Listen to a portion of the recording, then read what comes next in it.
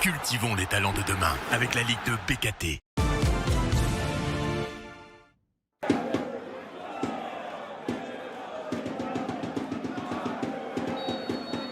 C'est dans la délicate position de barragiste que Boulogne accueille une formation montpelliéraine 9e et qui n'est pas au mieux non plus, avec 3 défaites sur les 4 derniers matchs.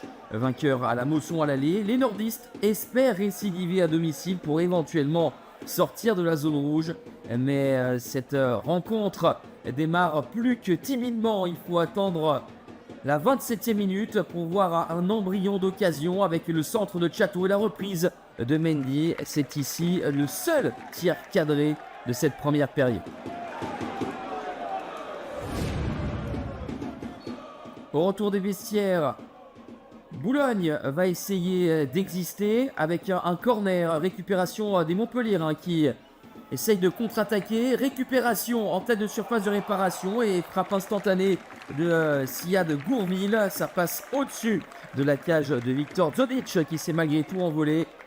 Boulogne n'a remporté qu'un seul de ses 9 derniers matchs et doit forcément faire plus pour s'imposer. Et en tout cas, l'ouverture du score à la 59e minute, signé Corentin Fatou, met les hommes de Fabien Dagneau sur de bons rails. Nolan Binet pour Corentin Fatou. Son 5e but, lui qui avait trouvé le chemin des filets à la Mosson. Il récidive à la Libération aujourd'hui. Montpellier et qui va enfin pousser pour essayer d'égaliser à 5 minutes de la fin. Une première intervention d'Ibrahim Koné et derrière le but d'Enzo Chateau.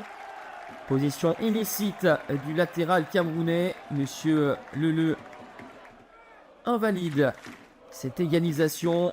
Et Montpellier qui reste sur une victoire 4-0 en Coupe de France face à Metz veut retrouver cette verve offensive. Ça ne sera pas sur ce coup-là malgré la belle initiative de Théo Chenailly. Le jeune milieu de 20 ans formé au club était tout proche de son tout premier but. Montpellier se sera finalement montré dangereux uniquement lors des 10 dernières minutes. Une ultime tentative et la vigilance d'Ibrahim Koné pour claquer en corner. 1-0 score final, Boulogne s'octroie une courte mais précieuse victoire qui lui permet de quitter la place de barragiste. Montpellier voit le top 5 s'éloigner et est en train de réagir de nouveau en déplacement chez un mal classé à Bastia.